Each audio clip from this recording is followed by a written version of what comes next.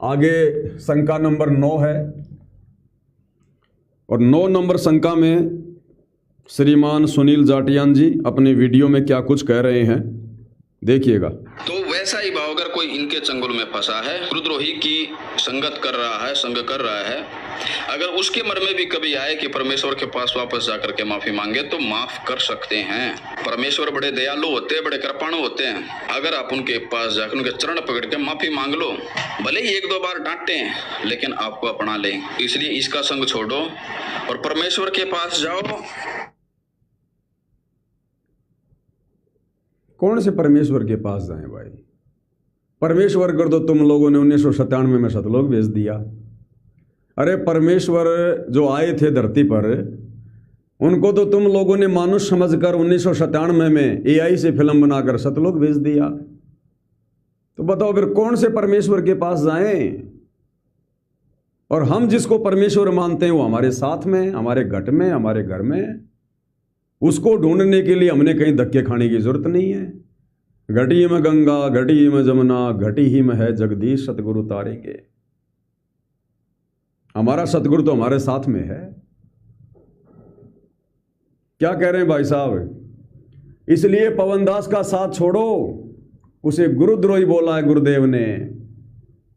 और परमेश्वर के पास जाओ, माफी मांगो, परमेश्वर दयालु है। यदि परमपिता परमेश्वर सतगुरु रामपाल जी भगवान ने हम सतसेवकों को हिसार जेल से बाहर आने के बाद अपने पास सतलोक आश्रम में बुलाना होता तो वो परमात्मा आते ही जिक्र कर देता इस बात का कि सात संगति सही है या गलत है, पवनदास गुरुद्रोही है या गुरुमुखी है। अगर पूज्य गुरुदेव भगवान एक शब्द भी निकाल देते हिसार जेल से बाहर आने के बाद कि बच्चों मैंने तुम्हें हिसार जेल से भी बहुत समझाया था, बहुत ऑडियो वीडियो भेजी, लेटर भेजे, मैंने पुस्तकें लिखी, 11 साल में मैंने कोई 100 बार जिक्र कर दिया होगा इस पवनदास का और सात संगति का। और बच्चों अब मैं तुम्हें फिर कह रहा हूं, लास्ट मौका है, आ जाओ आश्रम में, पवनदास का साथ छोड़ दो, वो गुरुद्रोही है, पक्का काल का एजेंट है। अरे रास्ता साफ हो जाता, फिर कौन रुकने वाला था भाई? कौन फिर पवनदास के वीडियो देखने वाला था? कौन साध संगति से जुड़कर रहने वाला था? अपने परमपिता परमेश्वर के मुख कमल से बस इतनी सी बात सुनकर, जो बातें वो पिछले 11 साल से महीने में 3 बार हिसार जेल में बैठकर बोला करते थे, वो बात अगर जेल से बाहर आने के बाद बोल देते तो ऑटोमेटिक सारे चले जाते भाई। ना तेरे को वीडियो बनाने की जरूरत पड़ती, ना कुछ और अब कहलवा देना भाई, आप इतना क्यों जोर लगा रहे हो? क्यों फालतू में मानसिक टेंशन ले रहे हो आप? अगर आपको लगता है कि सात संगति गलत है, पवनदास लोगों को गुमराह कर रहा है, तो पवनदास ने तो भैया तेरे वीडियो बनाने से पहले गुरुजी जिस दिन आए थे उसी दिन सभी भगत भाई बहनों को सार्वजनिक मैसेज दे दिया था कि भैया मेरी जिम्मेदारी, मेरी ड्यूटी केवल यहीं तक है। अब हमारे पूज्य गुरुदेव भगवान सतलोक आश्रम में आ चुके हैं, सभी भाई बहन स्वतंत्र हैं, पहले भी स्वतंत्र थे। और मुझ पवनदास से पूछने की जरूरत नहीं है भैया, जिसको जाना है दौड़ के चले जाओ। पवनदास की तरफ से कोई काली मत मानना। तुझे तो भाई याद भी नहीं होगी ये बातें, उससे पहले हमने सबको क्लियर कर दिया था। और अगर ये पवनदास गुरुद्रोही है तो कहलवा दो ना गुरुदेव से, अब क्या दिक्कत आ रही है? अरे जेल में बैठकर उन्होंने जो मर्जी कहा, कुछ भी कहा, वो हमारी परीक्षा थी, वो परीक्षा का समय था। और परीक्षा के समय में टीचर जो मर्जी बोलेगा, और परीक्षा के समय में शिष्य अपने गुरुदेव के प्रत्येक बात मानने के लिए बाध्य नहीं होता है। एग्जाम तूने भी दिए होंगे 10वीं के, 12वीं के। उस टीचर ने तुझे साल भर तक पढ़ाया कि भारत की राजधानी नई दिल्ली, भारत की राजधानी नई दिल्ली। और जब तू एग्जाम हॉल में बैठा था और तेरे सामने पेपर था और पेपर में लिखा था भारत की राजधानी बताओ, और तूने लिखा नई दिल्ली, और यदि वही तेरा टीचर जिसने साल भर तक तुझे पढ़ाया, वही तेरा टीचर तुझे उस परीक्षा के समय में कहे कि बेटा सुनील ये भारत की राजधानी नई दिल्ली नहीं बंबई लिख, बंबई, तू लिखेगा क्या? लिख देगा क्या? नहीं लिखेगा। उस टीचर की बात को नहीं मानेगा तू। क्योंकि तुझे पता है। तो इसी प्रकार 11 साल से हमारी परीक्षा का समय था, और परीक्षा के समय में टीचर की बातों को नहीं, उस परीक्षा से पहले टीचर ने उस कक्षा में जो पढ़ाया उस सिलेबस के आधार से वहां पर जवाब लिखना होता है। तो 11 साल से हमारी परीक्षा चल रही थी जब तक गुरुदेव भगवान जेल में थे, और हम अपने गुरुदेव की उस प्रत्येक बात को, जो बात उनके ज्ञान के विरुद्ध, हम उसको मानने के लिए बाध्य नहीं है। हमें विवेक दिया परमात्मा ने, बुद्धि दी है, हम गधे नहीं हैं। जिस परमेश्वर ने 11 साल तक मुझे कोई 100 बार गुरुद्रोही बोला होगा हिसार जेल में, आप लोगों के अनुसार ऑडियो में, वीडियो में, हमने तो नहीं देखा। तो अब क्यों नहीं बुलवा रहे भाई? अरे अब बुलवा दो। पहले भी तो तुम्हें लोगों ने बुलवाया था बार बार मेरी शिकायत करके, गुरुजी पवन दास ने ये कर दिया, पवन दास संगत को ठग रहा है, पवन दास ने नाम देना शुरू कर दिया। अनलगर बातें बोल बोल के, गुरु को मानुष बोल के अपने कर्म फोड़े, झूठ बोली तुम लोगों ने। मेरी शिकायतों पे शिकायतें की, क्योंकि तुम्हारा धार्मिक धंधा मेरे वीडियो के चलते बंद हो रहा था। उमड़ उमड़ कर आत्माएं साध संगति में आ रही थी, तुम्हें डर हो गया। मेरी झूठी शिकायतें गुरु को मानुष मान के अपने तुमने कर्म फोड़ लिए। अब क्या हो गया? अब तो गुरुजी धनाना आश्रम में है, और पवन दास तो उसी हिसाब से चल रहा भाई जैसे पहले चल रहा था, और सारे के सारे साथ संगति वाले जुड़े हुए हैं साथ संगति में। कोई एक आध भगत को छोड़कर कोई नहीं गया वहां पर कुएं में पड़ने के लिए, कोई नहीं गया वहां पर नाम दीक्षा लेने के लिए, एक आध को छोड़कर। सबको दृढ़ विश्वास है, और पवन दास ने सबको फ्री छोड़ रखा। बार बार कह रहा हूं, अब भी कह रहा हूं, कोई जाना चाहो तो जाओ भाई। मेरा कोई धंधा थोड़ी चल रहा है किसी साथ संगति वाले के पीछे, मेरा घर थोड़ी चल रहा है साथ संगति वाले के पीछे। मैंने कोई गुरु थोड़ी बनना है, कोई तत्वदर्शी संत थोड़ी बनना है मैंने संजय दिल्ली वाले की तरह, जो साथ संगति से लोग चले जाएंगे तो मेरा धंधा फेल हो जाएगा। मैं अपने भगवान के भरोसे था, हूं और रहूंगा। मेरी जो जिम्मेदारी है, मेरा जो कर्तव्य था, वो मैं निभा रहा हूं और निभाता रहूंगा। तो अगर पवन दास को सतगुरु रामपाल जी ने हिसार जेल से गुरुद्रोही कहा है, तो वो परमपिता परमेश्वर सतगुरु रामपाल जी तो आज भी बोल सकता है। क्यों नहीं बोल रहा भाई?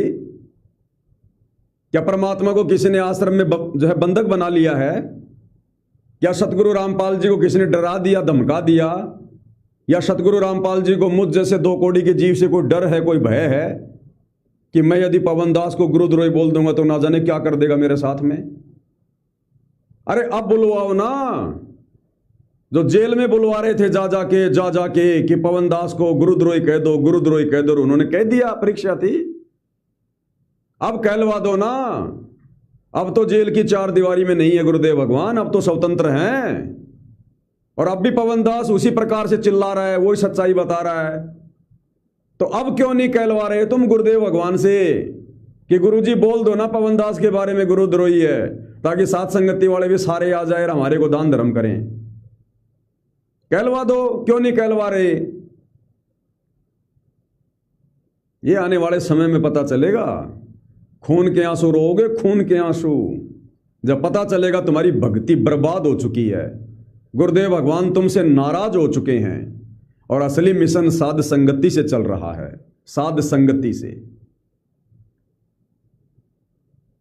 पवन दास को गुरुद्रोही कह दिया।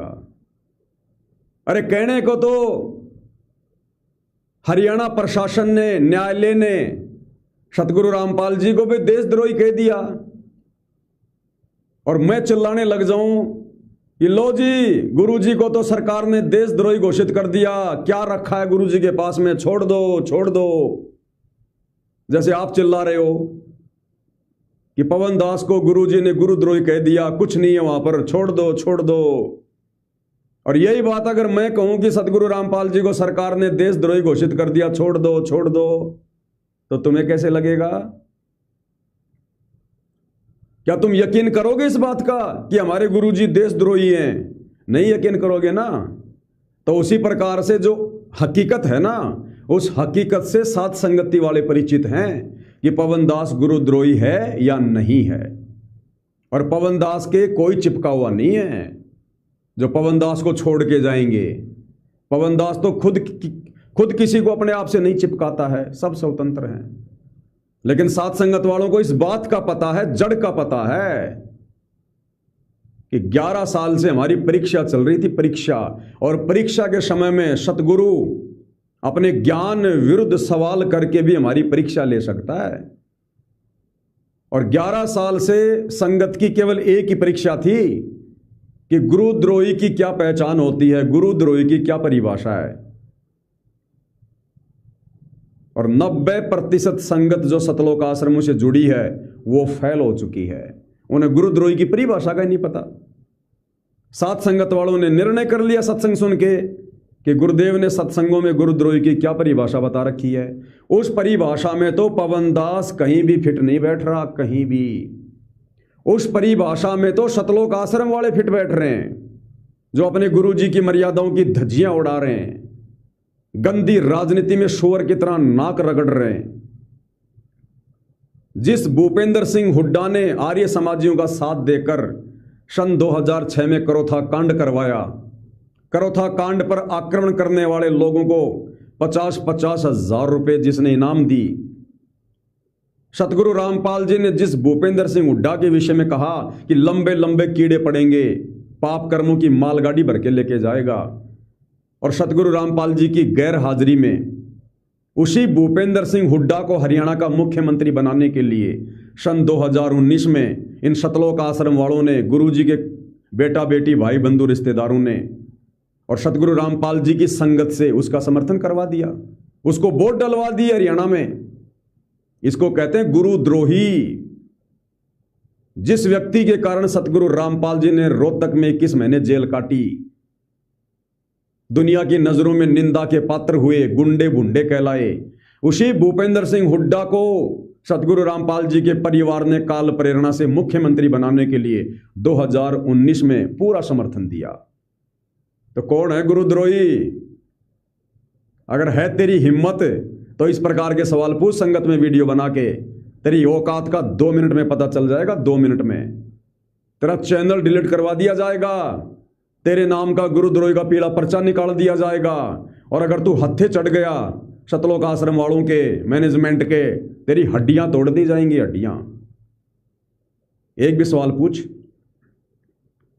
फिर 2014 में बरवाला कांड हुआ और 2014 से लेकर 2016 तक यही सतलोक आश्रम चिल्ला चिल्ला के सोशल मीडिया पर कहा करता था कि हरियाणा की बीजेपी सरकार ने बरवाला कांड करवाया, बीजेपी सरकार ने बरवाला कांड करवाया, हमारे गुरुदेव को जेल भिजवाया, भक्तों को जेल करवा दी, हमारा आश्रम उजाड़ दिया हरियाणा की बीजेपी सरकार ने। ये तुम्हारा सतलोक आश्रम का मीडिया प्रभारी चांद राठी और प्रियंका गांधी की जो हिसार में जो रैली थी कांग्रेस की, उसमें चिल्ला चिल्ला के बोल रहा है। और आज वही सतलोक आश्रम वाले उसी बीजेपी सरकार की पतलोन में घुसे हुए हैं, उसी बीजेपी सरकार के तलवे चाटने में लगे हुए हैं। 2024 में उसी बीजेपी सरकार को सतगुरु रामपाल जी का आदेश बताकर पूरी संगत से समर्थन करवा दिया, वोट डलवा दिए। कौन है गुरुद्रोही? अगर है तेरी हिम्मत इस मुद्दे पर लाइव आ, बात कर इस मुद्दे पर, और जो दोषी है उसका नाम सार्वजनिक कर।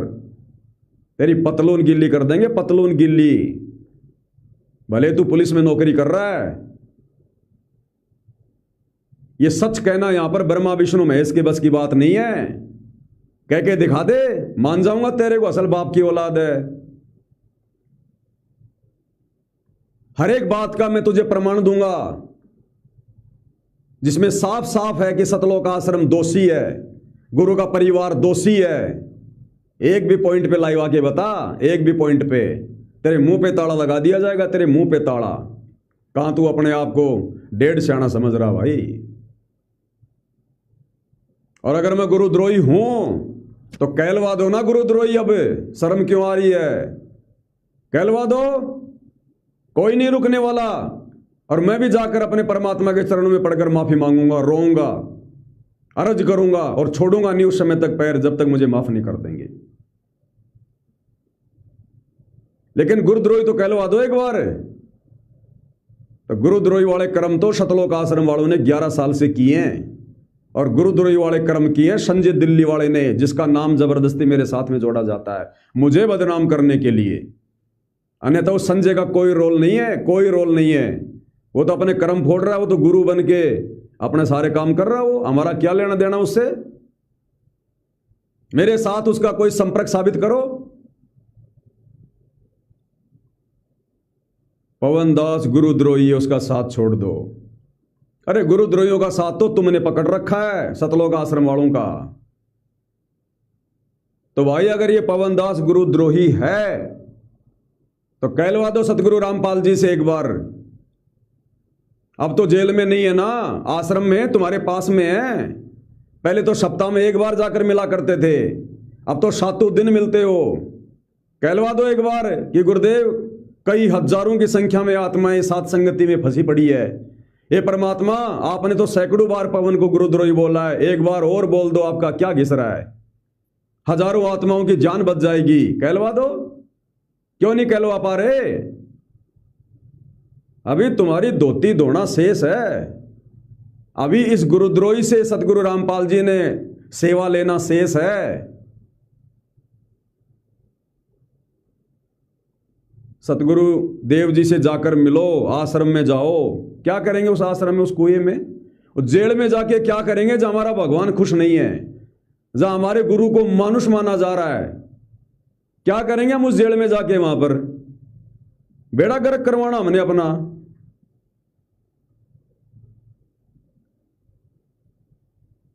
और भाई कोई यहां पर परतंत्र नहीं है, सब स्वतंत्र हैं। ये सात संगति वाली आत्माएं हैं। ये सतलोक आश्रम वालों की तरह भेड़ चाल में नहीं चलते, देखा देखी में निर्णय नहीं लेते। ये इनको अपने गुरु पर विश्वास है, गुरु पर, गुरु के ज्ञान पर ये अडिग हैं। ये अपने गुरु के संकेतों को समझते हैं। ये तुम लोगों की तरह भेड़ चाल में नहीं चलते। ये 11 साल की मेहनत का नतीजा है, मेहनत का नतीजा, जो कोई टस से मश भी नहीं हुआ, टस से मश भी।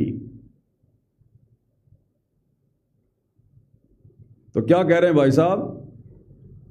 इसलिए पवनदास का साथ छोड़ो, उसे गुरुद्रोही बोला हुआ है। और परमेश्वर के पास जाओ, माफी मांगो, परमेश्वर दयालु है। अरे परमेश्वर के पास तो तुम्हें आना पड़ेगा। परमेश्वर तो सात संगति में है, सात संगति में शब्द रूप में। माफी तो तुम लोगों ने मांगनी पड़ेगी आने वाले समय में, अपने कुकर्मों की, अपनी नालायकी की, अज्ञानता की। हम तो बिल्कुल ठोर ठिकाने हैं, बिल्कुल तीर निशाने पे लगा हुआ है। भाई यदि गुरुदेव ने बुलाना ही होता सात संगत वालों को, तो परमेश्वर को जेल से आए हुए 2 महीने से ज्यादा वक्त हो चुका है। कब का बुला लिया होता, कब का मैसेज दे दिया होता। हिसार जेल से बाहर आने के बाद पूज्य गुरुदेव भगवान 3 बार लाइव आए, 3 बार उन्होंने सत्संग किया है। क्या जाता है गुरुदेव भगवान का 10 सेकंड में ये बोलने का कि बच्चों ये जो पवन है ये गुरुद्रोही है, काल का दूत है, और बच्चों तुम सारे के सारे वापस आ जाओ, मेरे चरणों में आ जाओ, तुम आश्रम में आ जाओ। अरे तुम्हें चिड़ी का बच्चा भी दिखाई नहीं देगा सात संगति में, चिड़ी का बच्चा भी। भक्तों को भगवान चाहिए, पवन दास से कोई लेना देना नहीं है। लेकिन कहलवा तो दो भैया। बुद्धि विवेक इसी को कहते हैं। परमेश्वर ने सत्संगों में हर शंका का समाधान कर रखा है, और हम सत्संगों को अपना गुरु बना के चलते हैं। आप लोगों की तरह गुरु के बेटा बेटी, भाई बंधु, रिश्तेदार, कोऑर्डिनेटरों को अपना गुरु, अपना मार्गदर्शक समझ के नहीं चलते हम। सत्संग में गुरुदेव ने बताया एक संत था, उसके 5-10 शिष्य थे। खूब ज्ञान दिया कि गुरु की आज्ञा में चलना चाहिए, जो गुरु की आज्ञा नहीं मानेगा वो नरक में जाता है। और जब उनकी परीक्षा लेनी थी तो रोज जो शिक्षा दिया करता था उसके विपरीत सवाल किया, आदेश दिया, और कहा कि बच्चों मेरा आदेश है, अपने पैर का जूता निकालो और मेरे सिर में मारो। ये कभी ज्ञान दिया था क्या? किसी शास्त्र में लिखा है क्या कि अपने गुरु जी के सिर में जूते मारने चाहिए भगत ने? लेकिन वो परीक्षा लेने के लिए गुरु ने ज्ञान विरुद्ध आदेश दे दिया। जैसे आप और हमारी 11 साल से परीक्षा लेने के लिए ज्ञान विरुद्ध बात बोल दी कि पवन दास गुरुद्रोही है, जबकि लक्षण गुरुद्रोही का एक भी बता दो। अरे गुरुद्रोही के लक्षण भी तो होते हैं। गुरुद्रोही गुरुद्रोही सब कोई कहे, गुरुद्रोही न चीन्या कोई, गुरु से बैर ईर्ष्या करे, गुरुद्रोही कावे सोई। कोई तो लक्षण बता दो। कोई गुरु की मर्यादा तोड़ी हो, गुरु के भक्तों को तोड़ा हो, किसी को कमजोर किया हो, या मैंने खुद भक्ति छोड़ दी हो, गुरु जी को गालियां दी हो, कोई निंदा करी हो, कुछ तो बता दो। तो ज्ञान विरुद्ध आदेश देकर कि पवन दास गुरुद्रोही है, अपने कलयुगी उस परिवार की नालायकी के चलते जो गुरु को मानुष मान रहे थे और गुरु जी से मेरी बुराई सुनना चाहते थे, तो गुरु तो भैया जैसा कहोगे वैसा ही करेगा परीक्षा के समय में। और गुरु ने कह दिया कि वो गुरुद्रोही, कि ठीक है भाई, जब तुम मुझे सारी बातें बता रहे हो कि वो बाहर ऐसा ऐसा कर रहा है, तो ठीक है भैया, फिर वो तो गुरुद्रोही की श्रेणी में है। ये परीक्षा थी उस परिवार की भी, साथ संगत वालों की भी, मेरी भी। इन्होंने आकर गुरुदेव के आदेश के रूप में उस बात को पारित कर दिया कि पवन दास जयपुर वाले को गुरुजी ने गुरुद्रोही घोषित कर दिया। सुना ना मैंने, ना संगत ने, ना आश्रम वालों ने, किया या नहीं किया, ये परीक्षा थी। अब संगत ने विचार करना चाहिए था कि भाई हम गुरुजी की गैर हाजिरी में बाहर हैं, ये परीक्षा का समय है। अगर गुरुजी ने पवन दास को गुरुद्रोही कहा है, तो भैया इस बात की पहचान तो सबसे पहले हमें गुरुद्रोही की परिभाषा का पता होना चाहिए कि गुरुद्रोही व्यक्ति के क्या क्या लक्षण होते हैं। उसके बाद हमने पवन दास से मिलना चाहिए, हमने उसके विचारों से परिचित होना चाहिए। यदि पवन दास के विचार गुरुद्रोही वाले हैं तो गुरुद्रोही है। तो उधर से तो गुरुदेव ने कह दिया हमारी परीक्षा लेने के लिए कि ठीक है भाई वो गुरुद्रोही है। आश्रम ने संगत में फरमान जारी कर दिया। अब सत्संगों में गुरुदेव ने गुरुद्रोही की पहचान बता रखी है। इधर बाहर पवन दास वीडियो बना बना के डाल रहा है, और क्या करूं, हर एक से थोड़ी मिलूंगा। अब पहचान कैसे होगी कि पवन दास गुरुद्रोही है या नहीं है? पवन दास के विचारों को सुनकर। और कहते हैं साधु शब्दा परखिए, भगत की पहचान उसके शब्दों से होती है। साधु शब्दा परखिए, दुख पड़े घर नार, सूर वीर जद जानिए जब रण बाजे तलवार। तो पवन दास ने एक दो शब्द नहीं, 3-3 घंटे 4-4 घंटे के 15,000 वीडियो बना रखे हैं। कितने शब्द सुनोगे? मेरे एक भी वीडियो में तो साबित कर दो कि मैं गुरुद्रोही हूं। गुरुद्रोही की परिभाषा के अनुसार एक भी लक्षण मेरे अंदर है, 1 लाख रुपए का नगद इनाम दूंगा, 1 लाख रुपए का नगद इनाम। यही परीक्षा थी। साथ संगत वालों ने बुद्धि विवेक का इस्तेमाल किया और फेल होने से बच गए। तुम आश्रम वालों ने भेड़ चाल में अपना जीवन नष्ट कर दिया। अरे जिन्होंने मेरी शक्ल नहीं देखी, मेरे को जानते नहीं, वो भी कहते हैं कौन पवन, वो गुरुद्रोही। शक्ल भी नहीं जानते, कभी मेरे से मिले भी नहीं, और वो भी कहते हैं गुरुद्रोही गुरुद्रोही। ये ज्ञान आधार है, ये भेड़ चाल। तो अब कहलवा दो मेरे भाई गुरुद्रोही। मैं भी बहुत परेशान हो रहा हूं, बहुत दुखी हो रहा हूं। 11 साल हो गई, कभी चैन से सोया भी नहीं मैं। कहलवा दो मेरे को गुरुद्रोही एक बार, मैं भी शांत हो जाऊंगा। ये साथ संगत वाले भी बेचारे सारे आश्रम में चले जाएंगे, और तुम आश्रम वालों की भी टेंशन खत्म हो जाएगी, काल भी खुश हो जाएगा। कहलवा दो ना। अरे तुम गुरु को मानुष तो मानते ही हो, ना जाने तुम लोगों ने हिसार जेल से गुरुजी से उनके ज्ञान विरुद्ध कितने आदेश ले लिए। एक छोटी सी बात और कह दो गुरुजी को, तुम तो अर्जुन सर्जुन के बाप हो, गुरु को सलाह देना तो तुम्हारे बाएं हाथ का काम है। कह दो गुरुजी को कि गुरुजी पवन दास को गुरुद्रोही बोल दो ना, टंटाई खत्म हो जाए सारा। कहलवा दो, मैं तो शांत हो जाऊंगा भैया। मेरा कोई दादा लाई काम थोड़ी है। तो पहले गुरुद्रोही की क्या परिभाषा उसको समझो पहले। यदि गुरुदेव ने बुलाना ही होता साथ संगत वालों को जेल से बाहर आने के बाद, तो परमेश्वर सतगुरु रामपाल जी को जेल से आए हुए 2 महीने से ज्यादा वक्त हो चुका है, कब का बुला लिया होता। एक 2 मिनट का वीडियो डाल के मुझ पवन दास के ऊपर कि वो गुरुद्रोही है।